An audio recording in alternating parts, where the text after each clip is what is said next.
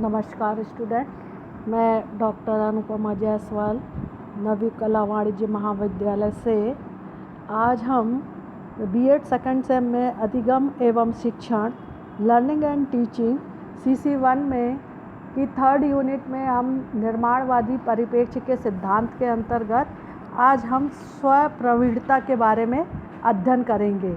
Self efficiency. शिक्षक की चर्चा जब सुविधादाता के रूप में की जाती है तो उससे यह अपेक्षा की जाती है कि वह कक्षा के प्रत्येक छात्र की व्यक्तिगत क्षमताओं को समझे तथा उसके अनुरूप अनेक गतिविधियों को विद्यालय में उपलब्ध कराए, जिससे छात्रों में प्रवीणता का विकास व्यापक रूप से हो सके। जैसे एक छात्र का स्वर बहुत अच्छा है, वह बाल सभा के समय किसी गीत एवं भजन उसी प्रकार से गाता है जिस प्रकार से गायक ने गाया है, तो इस छात्र की इस क्षमता के विकास के लिए विद्यालय में उसको अधिक से अधिक गायन के अवसर देने चाहिए। उससे कविता पाठ कराना चाहिए तथा 15 अगस्त एवं 26 जनवरी के अवसर पर उसको देशभक्ति गीत गाने के लिए दिए जाना चाहिए। इस प्रकार उसको अपनी रुचि एवं क्षमता दोनों के अनुरूप व्यवस्था विद्यालय में प्राप्त होगी और वह अपने कौशलों में दक्ष या प्रवीणता हो जाएगी। इस प्रकार यह भी आवश्यक है कि शिक्षक को छात्रों के प्रत्येक रुचि एवं क्षमता का ज्ञान प्राप्त करना चाहिए तथा उसमें आवश्यकता के अनुसार परिमार्जन करते हुए उसका विकास करना चाहिए। स्वप्रवीणता के क्षेत्र एवं क्षमताओं के साथ साथ विद्यालयी व्यवहारिक विधियों का उल्लेख निम्नलिखित रूप से किया जा सकता है, जिसमें छात्रों को विभिन्न क्षेत्रों में विकसित एवं प्रवीणता पाई जा सकती है, जो कि इस प्रकार है। पहला है सामाजिक क्षमताओं का विकास, डेवलपमेंट ऑफ सोशल कैपेसिटी। विद्यालय में अनेक प्रकार के छात्रों में सामाजिक कौशलों एवं क्षमताओं का आधिक्य पाया जाता है।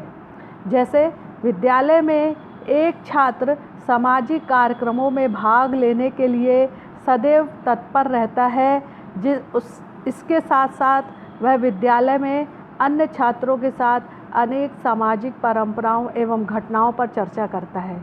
इससे यह स्पष्ट होता है कि उस छात्र में सामाजिक व्यवस्था के प्रति रुचि है। दूसरा है व्यक्तिगत संबंधी क्षमताओं का विकास, development of personality related capacity. विद्यालय में छात्रों के व्यक्तित्व का स्वरूप विविध रूपों में दृष्टिगोचर होता है। शिक्षक को यह देखने का प्रयास करना चाहिए कि छात्र का व्यक्तित्व किस रूप में है तथा उसको विकसित करने की कौन कौन सी विधियां हैं। इस आधार पर ही छात्रों के व्यक्तित्व के विकास का अवसर प्रदान देना चाहिए। जैसे एक छात्र बहिर्मुखी व्यक्तित्व के गुण रखता है तो इन गुणों को सर्वोत्तम रूप में विकसित किया जा सकता है। इसके लिए छात्र को सामाजिक कार्य में भाग लेने के लिए अवसर देना चाहिए। तीसरा है सांस्कृतिक क्षमताओं का विकास, डेवलपमेंट ऑफ कल्चर कैपेसिटी। शिक्षक को अपने विद्यालय के छात्रों में विविध प्रकार की सांस्कृतिक क्षमताओं के दर्शन होते हैं। कुछ छात्र नृत्य की क्षमता रखते हैं, कुछ छात्रों की रुचि संगीत में होती है तो कुछ छात्र अभिनय में रुचि रखते हैं। छात्रों के लिए विद्यालय में पाठ्यक्रम सहगामी क्रियाओं की व्यवस्था व्यापक रूप में की जाती है, जिससे छात्र गीत, संगीत एवं नाटक संबंधी गतिविधि का चुनाव करते हैं तथा अपनी क्षमताओं पर निखार करते हैं।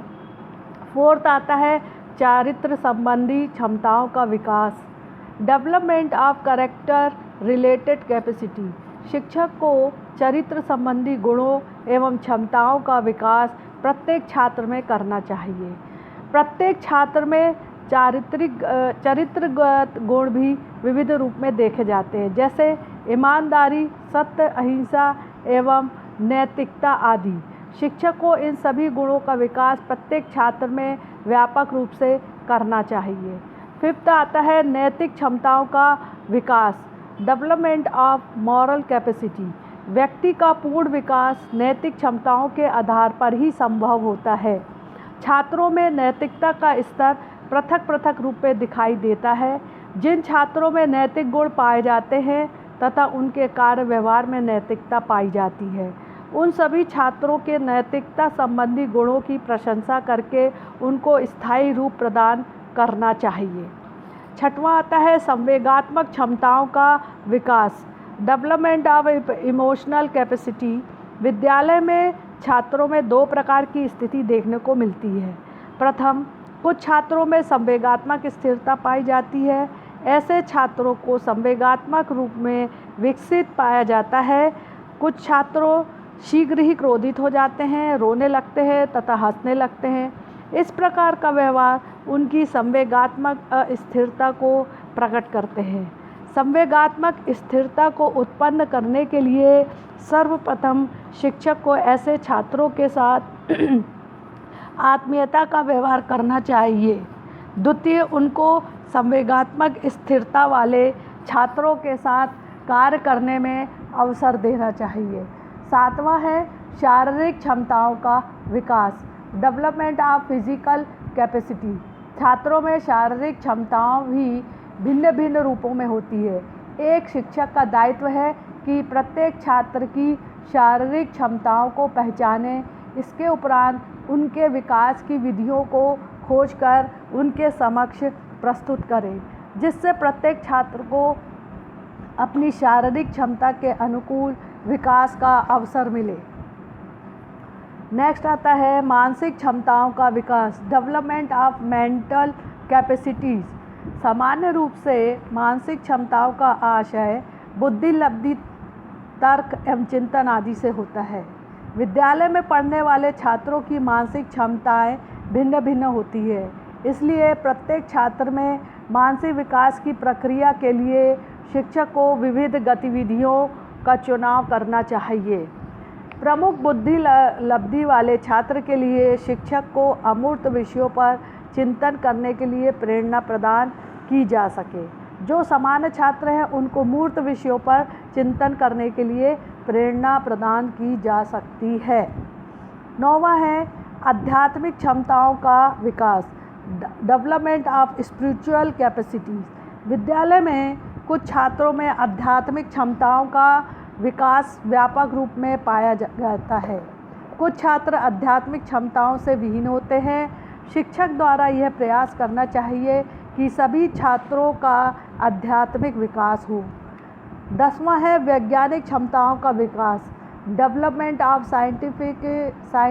Scientist capacities.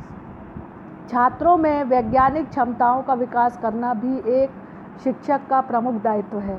प्रायः यह देखा जाता है कि समाज में कुछ व्यक्ति अनुसंधानकरण की स्थिति में होते हैं तथा वे समाज की रूढ़ियों एवं अंधविश्वासों का विरोध नहीं करते हैं। शिक्षक को अपने छात्रों को बताना चाहिए कि कोई भी घटना एवं तथ्य तब तक स्वीकार नहीं की जाना चाहिए जब तक कि उसकी वास्तविकता का ज्ञान संभव ना हो।